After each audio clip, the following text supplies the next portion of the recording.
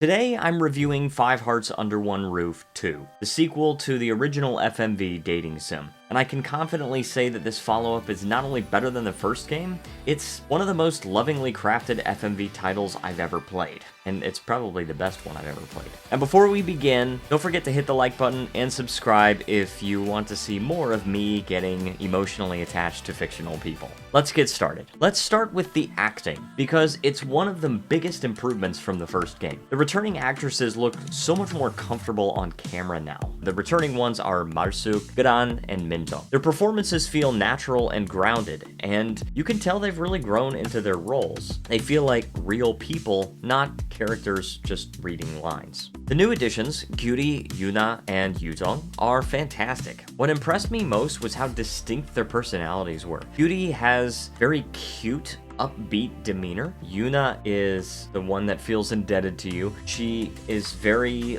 she acts classy. Yuzong is a shy, withdrawn type, but fun fact, she's actually a huge extrovert in real life, and I actually never knew that until I saw the interview, the behind-the-scenes interview with her, where she actually says that it was hard for her to play that character because the character is very shy and she's not even close.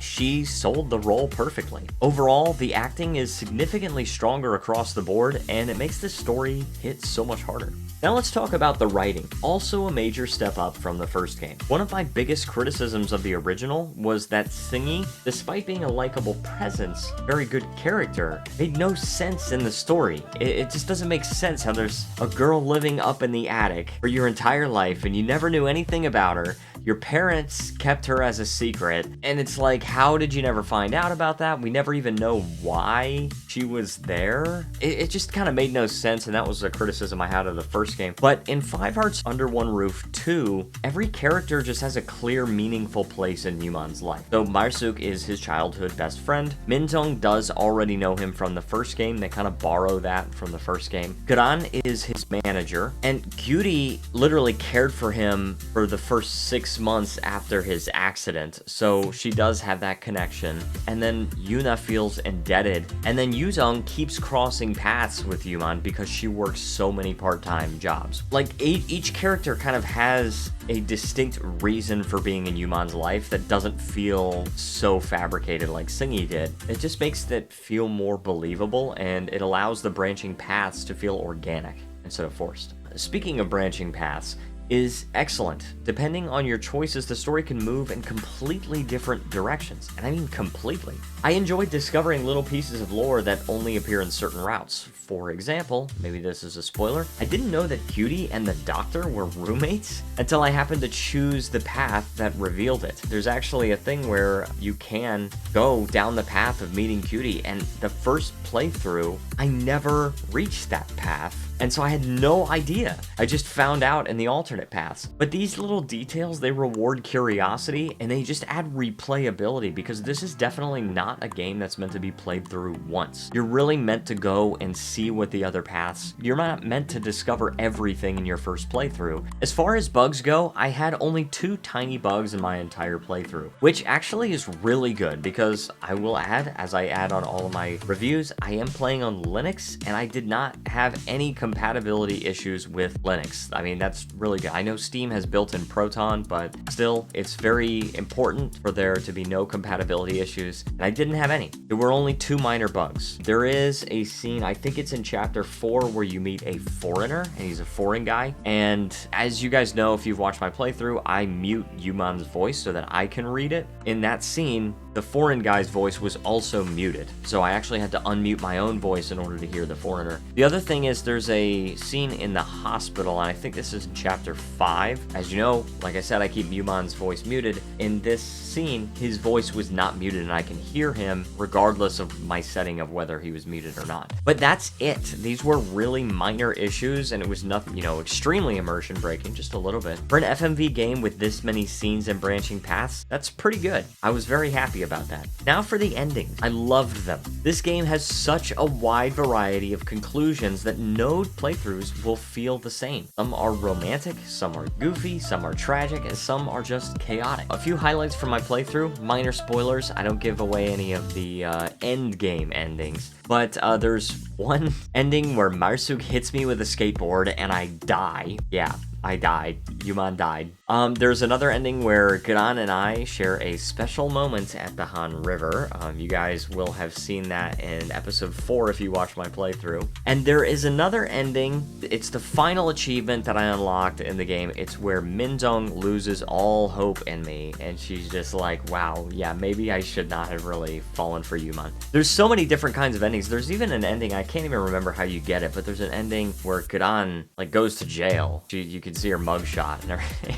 Crazy. I did 100% this game off camera. I did play a lot of it on camera, but there was also, hours of gameplay that I did off camera just because it was just getting to be so much. But I will admit the last few achievements required a guide. I did have to look them up, but the sheer diversity of endings makes replaying it not just fun, but it's rewarding. It kind of feels like you just discovered something new. Now, there is an item system in this game, which is actually really cool because it gives you more reason to pay attention to every scene. I first discovered this system in Ladies School Prince, and it just fits right in here. It's basically, the system is you look for these specific items, which you can see the list of what you're trying to keep an eye out for, and you have to try to get those items throughout the course of the chapter. And if you do gain those items, then those are going to unlock other choices that you can take and different dialogue options, which actually sometimes means that you have to replay something. For example, there is a scene, I think it's in chapter 4, when you're with Yuna, but you see Marsuk, and if you want to go see Marsuk, you want to go to Marsuk, and that's free. But if you want to stick with Yuna and focus on Yuna, that requires an item, the handkerchief, and you only get the handkerchief by choosing the Marsuk option and letting that play out. So you have to choose that first, and then if you want, you can go and take the alternate path. It's just a really cool system. I know this is not a new system for FMV games, but it's new to the series because it was not in the first one, so I'm happy that they added it. Another major improvement that I want to add is that in the first game, you had to reach certain affection levels just to progress to the later chapters. Especially if you guys have watched the first series, you will have known that I got stuck on chapter 3 for a long time, and I thought I just had to 100% chapter 3. I got stuck on the chapter for a long time because there's like an overall affection level, and I hadn't reached that, and it wasn't really clear that I needed to do that. I had to look up a guide just to help me progress to the chapter, and I'm really glad that they did away with that because many players dislike this, including me, but the restriction's gone. As long as you have enough affection with one girl, you can reach her happy ending. So there's no forced grinding, and you don't have to like take a specific route in order to get through the chapter. Just play naturally and explore, and you're probably going to be able to make it to the end.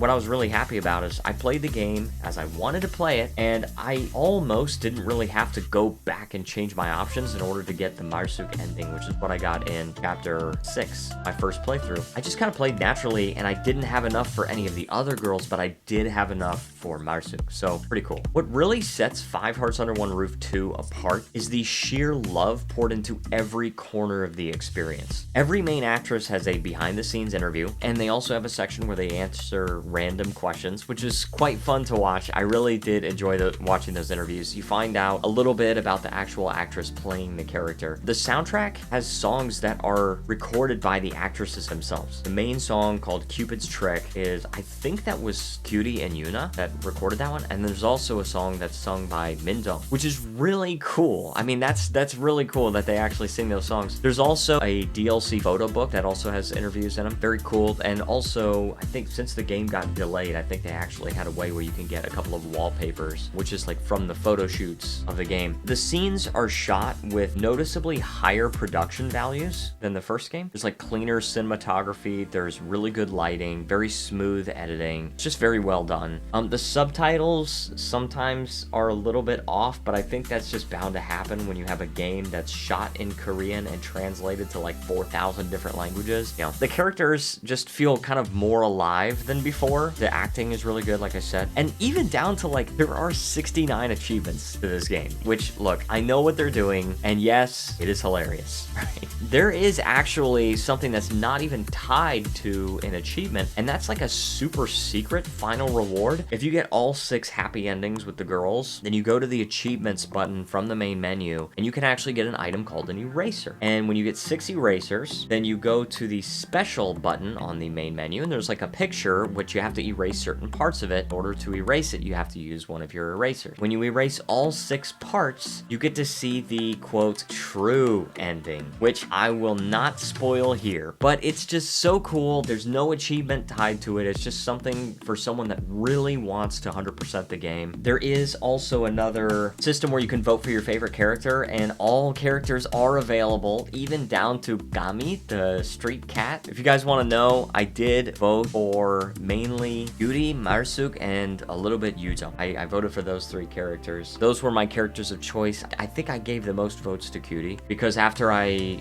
saw the alternate endings with Cutie, I kind of like a lot more of a liking to her character than Marsuk. But anyway, that's neither here nor there. You guys can vote for whoever you want. So here's my final verdict. 5 Hearts Under One Roof 2 is a fantastic FMV dating sim, and absolutely a step up from the original in almost every way. The acting is better, the writing is stronger, the branching paths are deeper, and the production quality is outstanding. It's clear that developers cared enough to polish every part of the experience. If you've never played an FMV dating sim, I'd suggest starting with the first game just for the sake of continuity, but this one is unquestionably the better of the 2. And that's really saying something, because I really did enjoy the first game. It was really a good game, but this one's better. This is an easy recommendation from me, and if you want to see exactly how much fun I had with this game, you can watch my playthrough right here on the channel. There is a playlist. If you have not watched that, go ahead and check that out. It's 8 episodes, but the first 6 episodes are just my first playthrough, and then 7 and 8 are just a little bit of extra stuff with branching off into the alternate paths. So thanks for watching my review of 5 Hearts Under One Roof 2. Let me know your favorite route or character. Let me know your favorite girl in the comments. And if you enjoyed the video, don't forget to like and subscribe so you don't